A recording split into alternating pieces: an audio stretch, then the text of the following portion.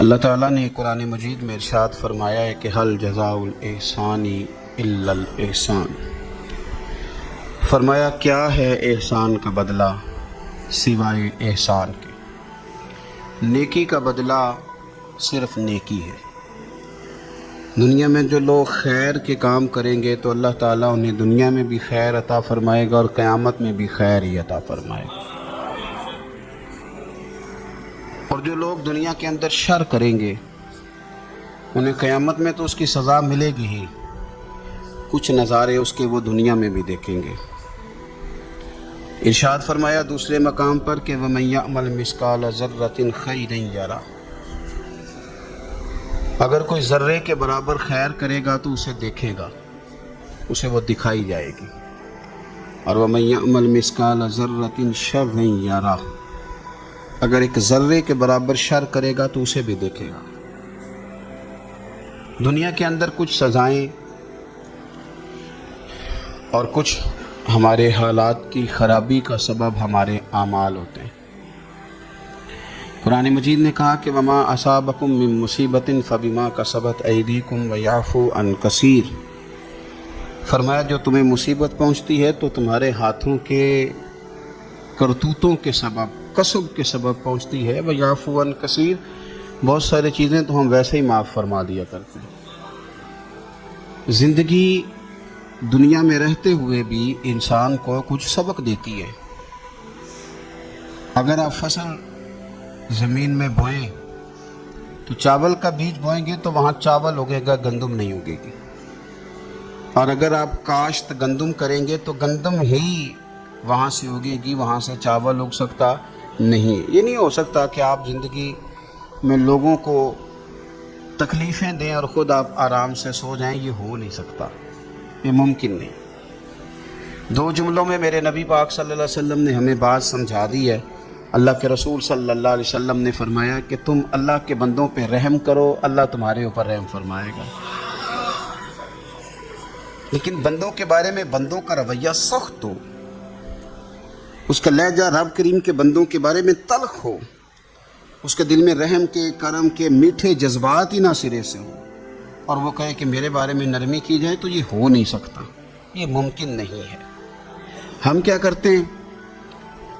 ہم اپنے تھوڑی دیر کے سکون کے لیے بہت سارے لوگوں کو تکلیف میں مبتلا کرتے ہیں، بلکہ بعض لوگ تو ایسے ہیں جو دوسروں کو مصیبت میں دیکھ کر خوش ہوتے ہیں، ان کو قلبی راحت نصیب ہوتی ہے۔ کسی شخص کو مشکل میں دیکھتے ہیں، پریشانی میں دیکھتے ہیں تو بڑا انہیں سکون میسر آتا ہے، اور میں نے دیکھا ہے کہ بغلے بجاتے ہیں، اور وہ باقاعدہ دلائل دیکھا نا ہمارے ساتھ ایسے کرتا تھا تو آج اس کا کیا حال ہو گیا ہے۔ باقاعدہ لوگ یہ کام کرتے ہیں۔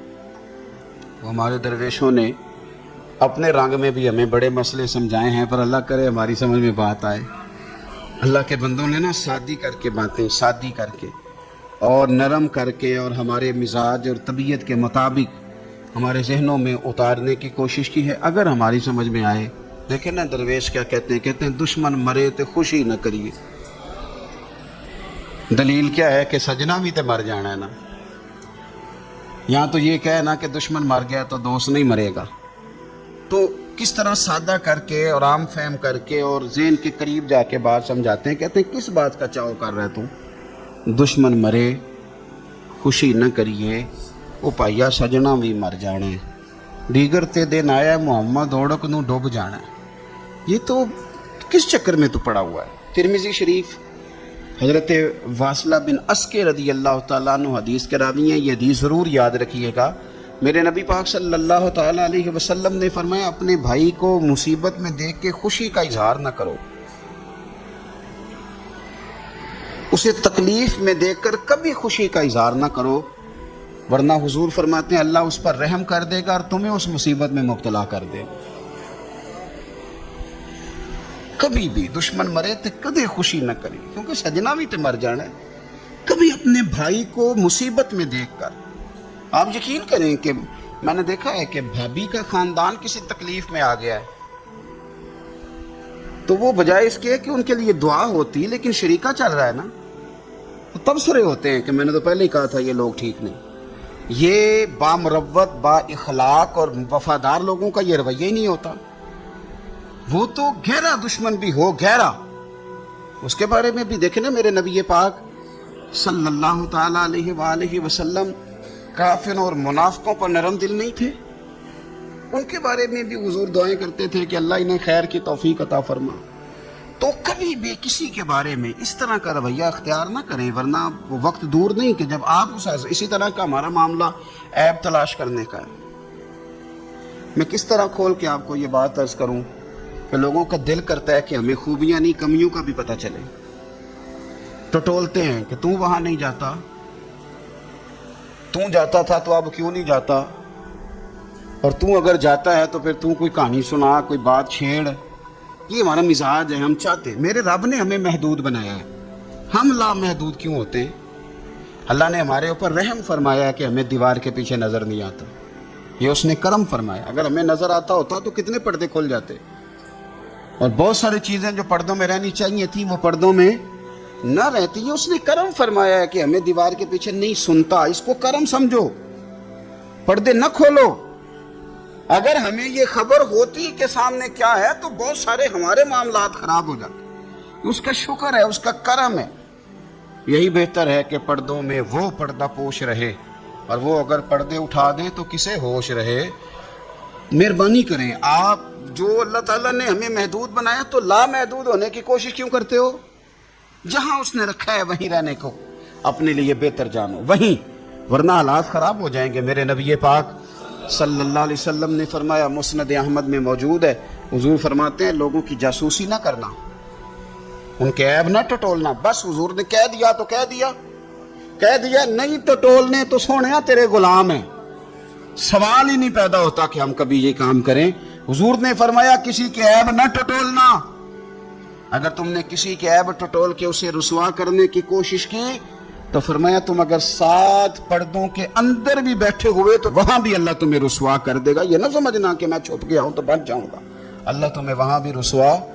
تو کچھ جرموں کی دنیا میں ہم دیکھتے ہیں، اور اس کا سادہ ترجمہ یہ ہے کہ جیسا کرو گے پھر ویسا بھرو گے. یہ ہوتا ہے، آپ اس سے بچ نہیں سکتے. اور اس وقت بندہ بڑا سمارٹ ہوتا ہے، وہ اپنے آپ کو بڑا تیز سمجھتا ہے. وہ کہتا ہے میں نے پتہ پھینکا تھا تو میرا پتہ چل گیا ہے، دیکھا نا. پھر اور کئی دفعہ میں نے دیکھا ہے شریف آدمی مجبور ہوتا ہے، وہ کیا کر سکتا ہے؟ شریف جو ہوا، شر اور شریف ان کا مقابلہ نہیں ہوتا. ایک چیز ہے ہی شر، تو شریف اس کا مقابلہ کیسے کرے گا؟ بلکہ شریف آدمی تو کئی دفعہ ویسے ہی بچتا ہے، کہتا ہے یار مطلب کسی طریقے جان چھڑائیں، یہ شر ہے اور میں باوضو رہنے والا آدمی ہوں، میں گند میں کیسے ہاتھ ڈالوں گا. وہ بچتا ہے تو لوگ سمجھتے ہیں ڈرپوک ہے، حالانکہ ڈرپوک اور ہوتا ہے اور شریف اور ہوتا ہے. تو شرافت کو لوگ بزدلی جانتے ہیں. نبی پاک صلی اللہ علیہ وسلم کے صحابی حضرت سعید بن زید رضی اللہ تعالی اور 10 مبشرہ صحابی حضرت عمر کے بہنوئی ہیں، اور یہ حوالہ میں آپ کو مسلم شریف سے عرض کر رہا ہوں. حضرت سعید بن زید رضی اللہ تعالیٰ عنہ وہ خوبصورت آدمی ہیں جنہیں دنیا میں چلتے پھرتے میرے نبی پاک نے جنت کی بشارت عطا فرمائی. بندے کا قد کاٹ دیکھیں کہ جنتی بندہ، یعنی اتنا اعتماد حضور نے کیا کہ فرمایا اس کے بعد والے آخری دم تک کے اعمال پر بھی میں جانتا ہوں یہ جنتیوں والے کام کرے گا.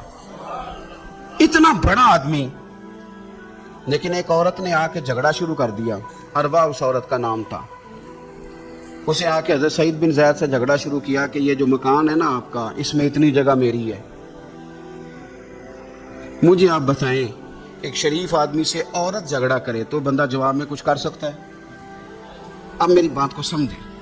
آپ شریفوں کی مجبوریاں تو سمجھیں کتنی زیادہ ہیں. بھئی ایک عورت آ گئی، اس نے دعویٰ کر دیا، اب بلا وجہ انسان کٹارے میں کھڑا ہو جاتا ہے. یہاں کو بندہ آگے کہہ دیتا ہے، کہتا ہے جی میں نے 20 لاکھ روپیہ لینا ہے، تو شریف آدمی ادھر کیا کرے گا؟ وہ تو مفت میں، اور دائیں بائیں بیٹھے لوگ ویسے پریشان ہو جائیں گے کہ پتہ نہیں کوئی بات ہوتی ہے تو کوئی آتا ہے نا. اس نے کہہ دیا کہ مکان میں میرا حصہ ہے. اور کہہ کسے دیا؟ اسے جن کے اعمال کے صحیح ہونے کی گواہی مدینے والے رسول نے عطا فرمائی. اس نے کہا جناب یہ مکان میں میرا حصہ ہے. اب حضرت سعید بن زید رضی اللہ تعالیٰ عنہ فرمانے لگے یہ زمین اسی کو دے دو. ختم ہو گئی بات. شریف آدمی کیسے جھگڑا کرے؟ اب میں آپ کو ایک بات بتاؤں، اگر اس طرح بھی بندہ کر دے تو باتیں پھر بھی ہوتی ہیں. لوگ کہتے ہیں بلا وجہ تو نہیں نا دے دی، ایسے تو نہیں نا کوئی دے دیتا 4 مرلے، او بھائی ایسے تو نہیں نا. فوراً فرمایا حضرت سعید بن زید، فرمایا دے دو اسے. تو آپ کے اہل خانہ کہنے لگے حضور جب آپ اسے کیوں دے رہے ہیں؟ فرمایا تم دے دو. میرے نبی پاک صلی اللہ علیہ وسلم نے فرمایا جس نے ایک بالشت زمین پر ناجائز قبضہ کیا، اللہ قیامت کے دن 7 زمینوں کا توق بنا کے اس کے گلے میں ڈال دے. فرمایا اٹھانے دو اسے، توق اسے اٹھانے دو. اور ایک حدیث میں فرمایا 7 زمینوں میں دھنسا دے گا اللہ اسے اٹھانے دو، دے دو. لیکن تکلیف تو ہوتی ہے نا. اب یہ نہیں ہے کہ کہاں سے اتنا حوصلہ بندہ کرے، دل تو ٹوٹ جاتا ہے نا کہ یار میرے اوپر اس طرح الزام لگانا، اور اس طرح کسی شخص کے بارے میں وہ بندہ جس نے زندگی تقوی میں گزار دی اس پر اتنا گھنونا الزام لگا دینا. اب حضرت سعید بن زید نے نا لوگوں کو کہہ دیا دے دو، لیکن جب تنہا گئے تو دل ٹوٹا ہوا تھا، کلیجہ پھٹا ہوا تھا، طبیعت پریشان تھی. ہاتھ اٹھائے، کہا اللہ سچائیاں بھی تو جانتا ہے، جھوٹ بھی تو جانتا ہے، ظاہر چیزوں کو بھی تو جانتا ہے، چھپی ہوئی کو بھی تو جانتا ہے. اللہ اگر یہ جھوٹی ہے تو اسے اندھا کر دے، اور اللہ یہ جو زمین اس نے مجھ سے لی ہے نا پھر اس میں اس کی قبر بنا دے. بعض شارحین نے لکھا ہے کہ حضرت سعید بن زید تو پہلے وصال کر گئے، لیکن وہ عورت زمین تو لے لی، گھر میں رہتی تھی پر اندھی ہو کے رہتی تھی، ڈھونڈتی پھرتی تھی، دائیں بائیں جاتی تھی. تو لوگ اسے کہتے تھے کیا بنا؟ کہنے لگی کچھ نہ پوچھو، مجھے سعید بن زید کی دعا لگ گئی ہے، مجھے لگ گئی دعا. تڑپتی تھی، روتی تھی. کنواں کھدوایا ہوا تھا، امیر لوگوں نے گھر میں کنواں کھدوایا ہوا تھا، تو یوں لگتا ہے کہ پانی بھی کوئی نہیں پلاتا تھا، کوئی نواسا نواسی پوتا پوتی بھی قریب نہیں آتا تھا. پانی پینے کے لیے کنویں میں گئی تو اندر ڈوب کے مر گئی. اس کا گھر ہی اس کی قبر بن گیا. دیکھیں نا، لوگ اس وقت سمجھ رہے ہوتے ہیں کہ جناب دیکھا نا میرا پتہ چل گیا. ہنس رہے ہوتے ہیں کہ دیکھا میں نے کتنا رسوا کر دیا، دیکھا پھر فلانا کتنی منتیں کر رہا تھا، دیکھا. اور تمہیں پتہ نہیں، تم کیا سمجھتے ہو کہ جس کو تم نے رسوا کرنا چاہا اس کا کسی جو ہے وہ وزیر مشیر اور بڑے آدمی سے تعلق نہیں تھا تو وہ تمہارے ہتھے چڑھ گیا. یاد رکھنا اگر اس کا وزیر و مشیروں سے تعلق نہیں نا غریب کا، تو اللہ ولی الذین آمنوا، اللہ تو وارث ہے کہ نہیں مومنوں کا؟ اللہ تو وارث ہے کہ نہیں مومنوں کا؟ نبی پاک تو والی ہیں کہ نہیں اپنی امت کے؟ تو تم کس طرح سمجھتے ہو کہ بندہ وارث شاہ مان کری نہ وارثہ دا، رب بے وارثہ کر کے مار دے. تو ہم جب چل رہے ہوتے ہیں نا تو پھر تو ہماری قد کاٹ کا کون مقابلہ کرے، اور جب ہم چڑھ جائیں ہوا کے گھوڑے تو پھر کون ہمارا رخ پھیرے. لیکن یاد رکھنا ایک عدل کرنے والی ذات ہے، جب لگامیں کھینچتی ہے تو پھر لوگوں کو کوئی چارہ. اپنی زندگی کے اندر کبھی بھی کوئی کام ایسا نہ کریں، کبھی بھی. آگے بڑھتا ہوں. بصرے کا گورنر حجاج بن یوسف بڑا ظالم آدمی تھا. تو حضرت سعید بن جبیر رضی اللہ تعالیٰ عنہ ایک تابعی بزرگ تھے، تو آپ نا اس کے غلط کاموں پہ اسے ٹوکا کرتے تھے. ہمارا یہ مسئلہ ہوتا ہے کہ جب ہمیں کچھ ٹوکتا ہے تو ہمیں ضد چڑھتی ہے، یہ نہیں دیکھتے کہ میں پہلے دیکھ لوں میری کہیں کوتاہی پہ تو نہیں ٹوک رہا. وہ ظالم تھا، آپ اسے ٹوکتے تھے. تو جب روک ٹوک ہونے لگی تو یہ جو بادشاہ قسم کے لوگ ہوتے ہیں ان کی خواہش ہوتی ہے کہ ہمیں پوچھنے والا کوئی نہ ہو. روک ٹوک بڑی تو اس نے بلا لیا حضرت سعید بن جبیر رضی اللہ تعالیٰ عنہ کو، بلا کے کہنے لگا میں آپ کو قتل کروں گا. تو آپ فرمانے لگے جس طرح تو مجھے قتل کرے گا نا میرا رب بھی تجھے اسی طرح ہی قتل کرے گا. اللہ والے تھوڑا کسی سے ڈرتے ہیں، وہ اسی طرح تجھے قتل کرے گا. کہنے لگا حضرت سعید بن جبیر رضی اللہ تعالیٰ عنہ سے کہ اگر آپ مجھ سے معافی مانگ لیں گے تو میں آپ کو چھوڑ دوں گا.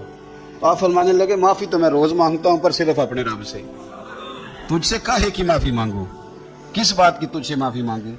کہنے لگا پھر آپ باز جلا سے کہنے لگا اسے قتل کرو. آپ نے ہنسنا شروع کر دیا.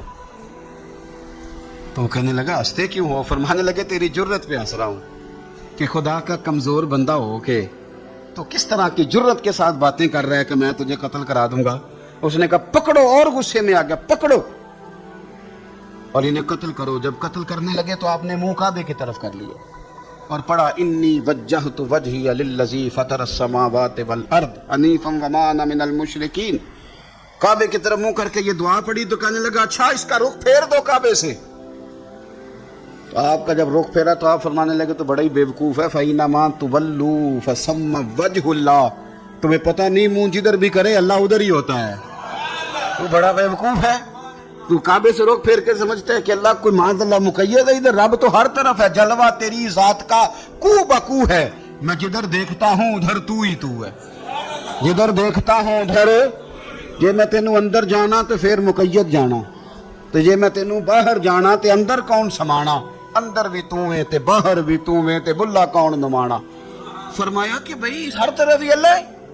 اب اس نے پتہ کیا کیا, آپ کو جب قتل کروا رہا تھا نا تو حضرت سعید بن جبیر نے ہاتھ اٹھایا کہ اللہ میرے بعد اسے کسی اور کو قتل کرنے کا موقع نہ دینا, میں اتنی بات کسی اور پر اسے مسلط نہ کرنا.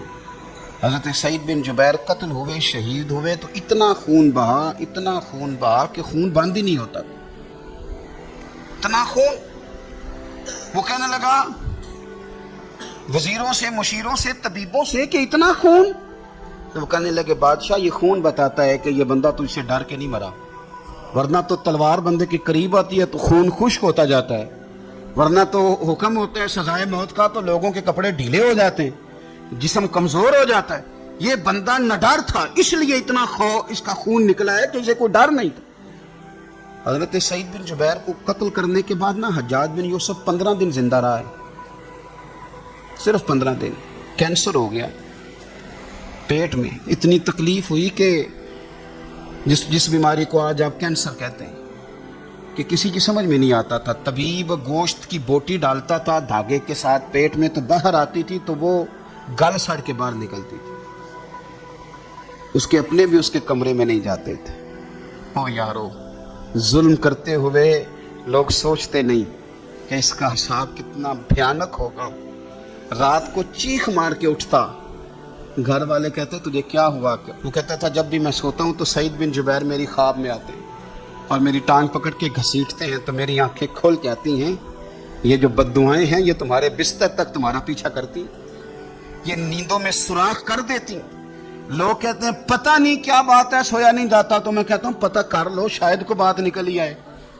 پتہ کر لو, دیکھ لو, غور کر لو, توجہ کر لو, شاید کو بات نکل آئے. اگر نکل آئے نا تو پھر توبہ کر لو, اور اگر نکل آئے تو پھر معافی مانگ لو, اگر نکل آئے تو پھر اللہ سے ڈر جاؤ, اگر نکل آئے تو پھر احتیاط کر جاؤ. لیکن باتیں نکلنے پر بھی ہم ماننے کو تیار ہے. تو یہ مت سمجھیں کہ جب انسان کسی کا ظلم کرے گا تو وہ چین کی نیند سوئے گا. یہ ہو سکتا, جیسا کرو گے پھر ویسا, جیسا کرو گے پھر ویسا. مجھے بڑی ایک شخص کی, اور میں اس بندے کو داد دیتا ہوں, اس نے بڑی اعلیٰ ایک دفعہ بات کی. مجھے کسی نے بتایا کہ یہ فلانا آدمی اپنے باپ کا بڑا سخت نافرمان ہے, تو میں چلا گیا اور مجھے پتہ چلا کہ وہ بیچارے جو ہیں اس کے والد وہ تکلیف میں ہیں. تو میں نے جا کے ان سے کہا کہ آپ مہربانی کریں اس بچے سے کہ اپنے ابے کو راضی کر. تو مجھے کہنے لگا پیر صاحب آپ کے آنے کا شکریہ, پر یہ جو کر رہا ہے ٹھیک کر رہا ہے. میں نے کہا کیوں؟ کہنے لگے میں نے اس سے بڑھ کر اپنے ابا کو ستایا, ٹھیک کر رہا ہے. اور وہ روتا تھا شخص, وہ روتا تھا, کہتا تھا میں نے اس سے زیادہ زیادتیاں کی ہیں, تو یہ جو میرے ساتھ کر رہا ہے نا یہ صحیح کر رہا ہے. یہ میری بہو کے سامنے جب مجھے برا بھلا کہتا ہے تو یہ میری سزا, یہ میرا بنتا تھا, میرے ساتھ ہونا چاہیے تھا. یہ اپنے بچوں کے سامنے جب میرے ساتھ سخت رویہ اختیار کرتا ہے تو یہ جو ٹھیک کر رہا ہے جو بھی کر رہا ہے. لیکن میں نے اس کے بیٹے کو کہا, میں نے کہا پتر جہاں تیرا والد آج کھڑا ہے تو بھی کل یہیں کھڑا ہونا چاہتا ہے, تیرا بھی ارادہ ہے کہ اسی جگہ کل تجھے کھڑا کیا جائے اسی کٹہرے میں. کہنے لگا نہیں. تو میں نے کہا پھر تو اللہ پہ چھوڑ, تو کس چکر میں پڑ گیا. آپ یقین کریں, آپ سکون دیں, دل پہ ہاتھ رکھ کے اپنے آپ سے پوچھ لو کہ ماں باپ جن کے چلے گئے وہ راضی گئے, نہ کسی کو بتانا نہ کسی سے ذکر کرنا, وہ اپنے آپ سے پوچھ لو. اگر وہ راضی نہیں گئے تو پھر قبروں پہ جاؤ, پھر ان کے لیے دعائے مغفرت کرو, پھر قبر پہ ہی بیٹھ جاؤ. میرا رب تو وہاں بھی تمہاری صلح کرانے کو تیار ہے, وہاں بھی کرم کر دے گا اللہ. اور جن کے موجود ہیں وہ تھوڑی غور کر لیں, وہ ایک دفعہ پلٹ آئیں, واپس آ جائیں. آپ جب کسی سے پیار کر رہے ہوتے ہیں بوڑھے سے تو آپ اپنا بڑھاپا محفوظ کر رہے ہوتے ہیں. جب آپ قدر کر رہے ہوتے ہیں تو آپ اپنی قدر کے لیے آنے والا اپنا مستقبل محفوظ کر رہے ہوتے ہیں. اپنی زندگی کے لب و لہجوں پہ, اٹھنے بیٹھنے پہ غور کرو. میں بڑی ذمہ داری سے کہتا ہوں, ادھر دیکھنا میری طرف, بیٹیاں بڑی پیاری ہوتی ہیں، اور ان کے سسرال سے جب ٹیلی فون آتا ہے نا اور یہ رو پڑتی ہیں کہ ابا جان بھائی جان میں تکلیف میں ہوں، تو آپ یقین کرنا کہ پھر نا شاید زندگی میں بندہ اتنا مجبور کبھی نہیں ہوتا جتنا بیٹی کے فون پہ ہو جاتا، کر بھی کچھ نہیں سکتا اور رہ بھی نہیں سکتا، تو پھر تھوڑی نیکی نہ کر لیں، جس بیٹی کو ہم گھر لائے ہیں اس سے پیار شروع کر دیں، ہم اس کی غلطیوں کو معاف کرنا شروع کر دیں تاکہ کوئی ہماری بیٹی کی غلطیوں کو بھی معاف کرنا شروع کر دے۔ یہ سودا ہم کیوں نہیں کرتے؟ میرے نبی پاک علیہ السلام نے فرمایا تو رحم کر، اللہ تیرے اوپر رحم کرے گا۔ تو ہم کیوں نہ یہ کام شروع کریں کہ جو ہمارے ہاں ہے اس کے ساتھ اپنا رویہ ٹھیک کر لیں، تو پھر دیکھیں معاملات کتنے تیزی کے ساتھ بہتر ہوں گے۔ تو میرے عزیز، یہ مکافات عمل ہے، بڑی جلدی حساب دینا پڑتا ہے، بڑی جلدی، اور ایسے لمبا وقت نہیں بیتتا، بس تھوڑا سا۔ بخاری شریف میں حضرت خباب بن ارت رضی اللہ تعالیٰ عنہ ایک صحابی ہیں، غریب آدمی تھے، اللہ نے کرم فرمایا، مدینے والے رسول کا کلمہ پڑھ گئے، اور یہ وہ خوش قسمت آدمی ہے جنہیں کبھی کبھی میرے نبی پاک خود ملنے تشریف لے جایا کرتے۔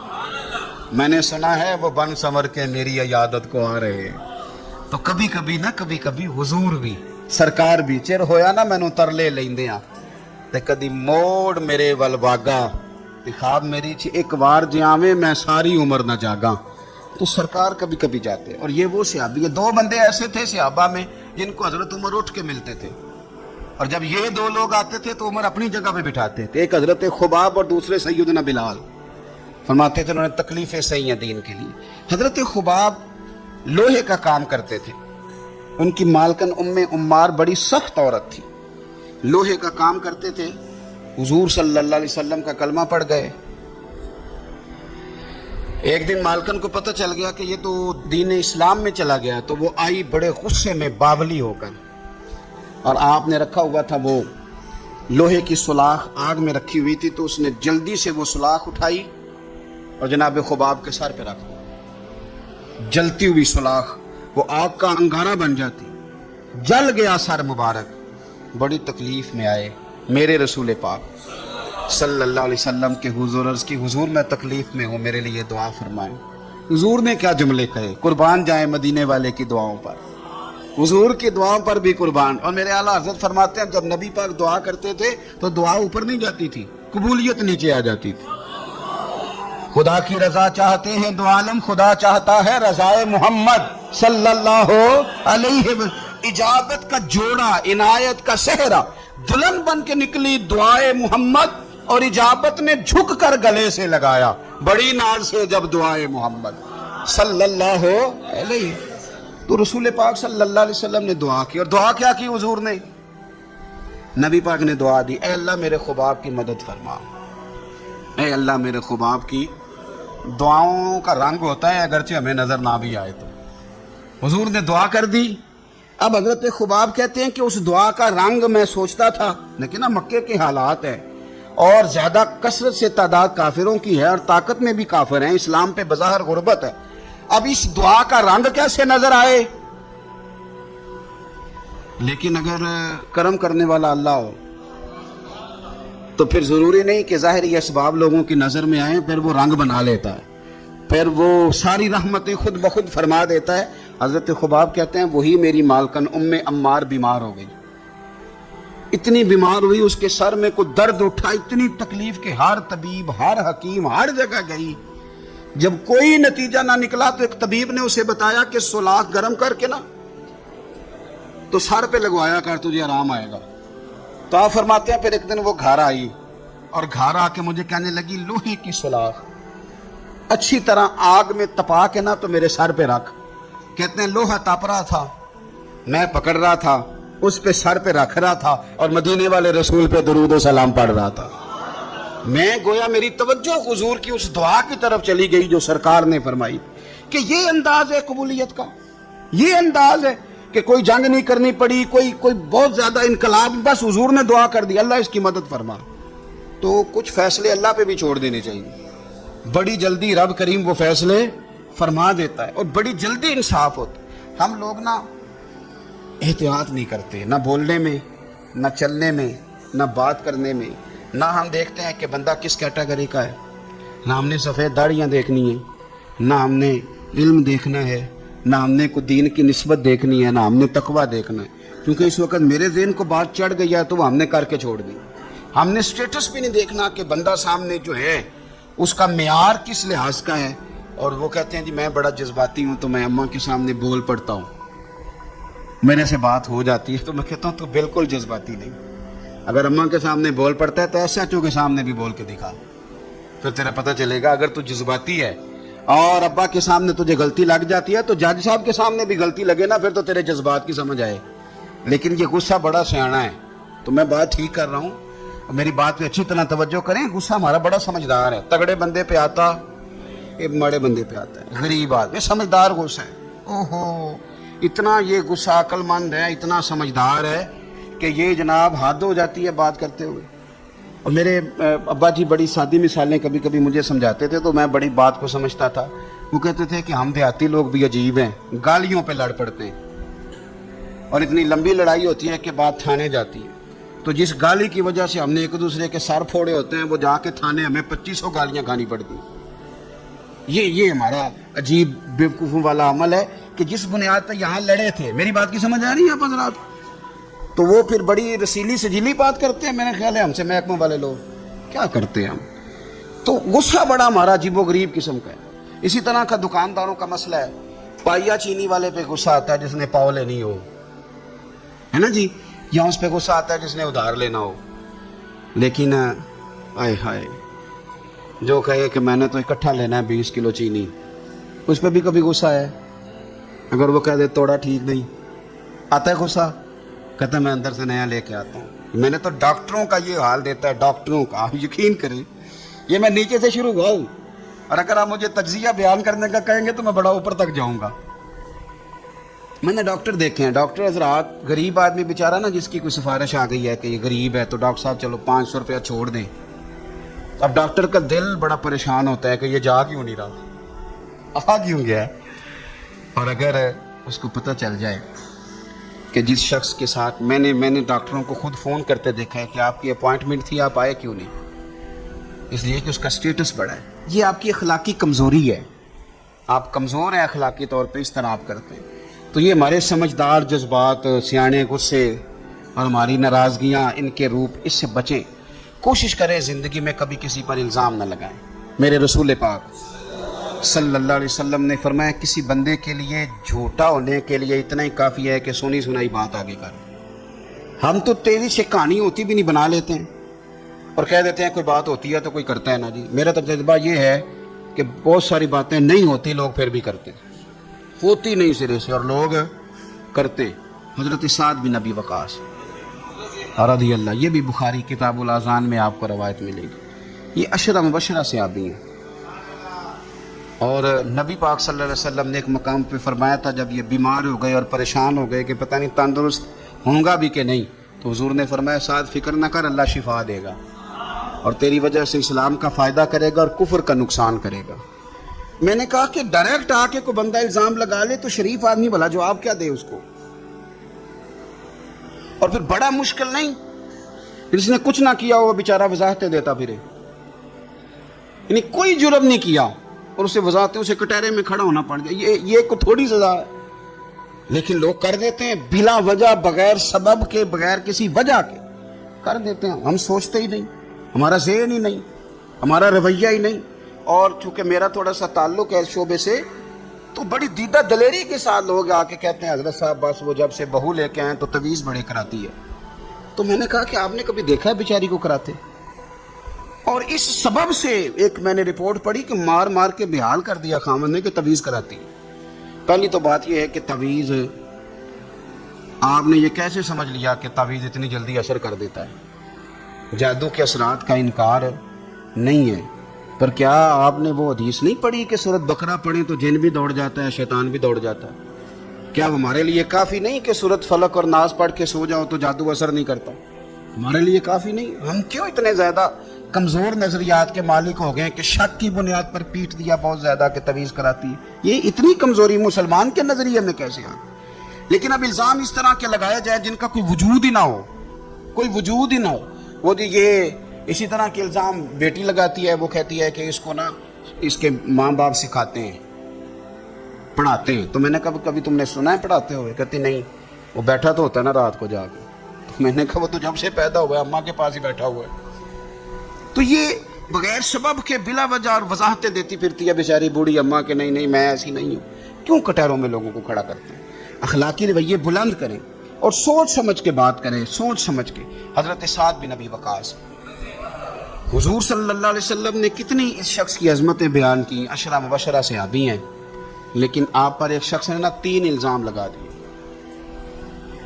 और शायद मैंने पहले भी कहा था कि लोग बड़े सियाने हैं, काबे के अंदर से मिट्टी लेके बुत बना लेते हैं। और ये किसी को कैसे माफ़ करेंगे? इन्होंने तो जनाब मरियम सलामुल्लाह अलैहा पे भी इल्ज़ाम लगा दिया, हज़रत ईसा की वालदा मरियम पे भी। वो किसी शायर ने कहा था, मखलूक तो फनकार है इस दर्जा के पल भर में, संगे दरे काबा से भी असनाम तराशे, और तुम कौन हो क्या चीज़ है दागे कुबा भी। लोगों ने तो मरियम पे भी इल्ज़ाम तराशे।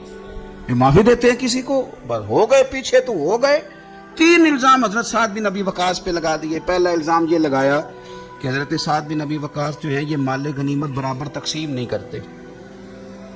और दूसरा इल्ज़ाम ये लगाया कि लश्कर इस्लाम को भेज देते हैं, खुद साथ नहीं जाते। और तीसरा इल्ज़ाम ये लगाया कि मुकद्दमात के फैसले में अदल से काम नहीं लेते। एक ये कि ये लश्कर के साथ खुद नहीं जाते, एक मुकद्दमात का फैसला अदल से नहीं करते, और तीसरा ये कि ये माल गनीमत अदल से तकसीम है। हज़रत साद बिन अबी वकास को बड़ी तकलीफ़ हुई, हाथ उठाए, कहे अल्लाह अगर ये झूठा है ना तो इसकी उम्र लंबी कर दे, इसके फ़क्र में इजाफा कर दे, इसे फितनों में मुब्तला कर दे। दुआ कर दी, बात ख़त्म हो गई। हज़रत सैयदना अब्दुल मलक बिन उमैर ताबी बुजुर्ग हैं रदी अल्लाह ताला अन्हु, फरमाते हैं मैंने उस बूढ़े को देखा जिसके लिए हज़रत साद बिन अबी वकास ने दुआएं की थी। उसने 3 इल्ज़ाम लगाए तो आपने जवाब में 3 दुआएं दी। आपने कहा अल्लाह इसकी उम्र लंबी फरमा, फ़क्र में इजाफा कर, इसे फितनों में मुब्तला कर। आप फरमाते हैं मैंने उसे देखा इतना बूढ़ा हो गया था, कमर झुक गई थी, ये भमें उसकी आंखों पे आ गई, चला नहीं जाता था। और कभी वो मालदार होता था, पर हज़रत साद बिन अबी वकास की दुआ ने इतना पीछा किया कि दर दर की भीख मांगने पे मजबूर हो गया। और बुढ़ापे में भी उसके फितने का ये आलम था कि ज़ईफ हो गया, औरत की ख्वाहिश रही नहीं वजूद में, लेकिन फिर भी राह जाती औरत को छेड़ देता था। और यकीनन फिर उसकी वजह से वो मार खाता था चौकों और चौराहों में।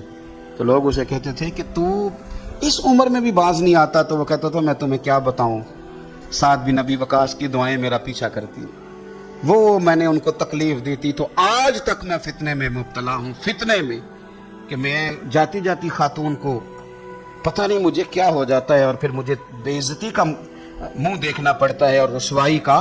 तो क्यों लोग बद्दुआएं लेते हैं, और क्यों करके लोग इतना सख्त अपने आप को बना लेते हैं कि वो नेक साले और पाक लोगों के बारे में भी उनके नज़रियात इस तरह के हो जाते। खुदारा ज़िंदगी में बड़ी तकलीफ़ें आ जाएंगी अगर हम इन चीज़ों से नहीं बचेंगे। याद रखें, जैसा करेंगे फिर वैसा भरेंगे। बोलें भी सोच के, चलें भी सोच के, मुखालफत भी करें तो सोच के, और उतनी जितनी किसी की बनती है।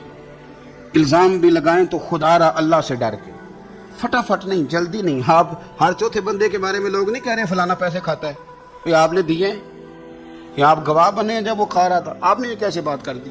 तो हम तेज़ी के साथ इस तरह के अमाल इकट्ठे कर रहे हैं कि जो हमारे लिए अज़ियत का सबब बनेंगे।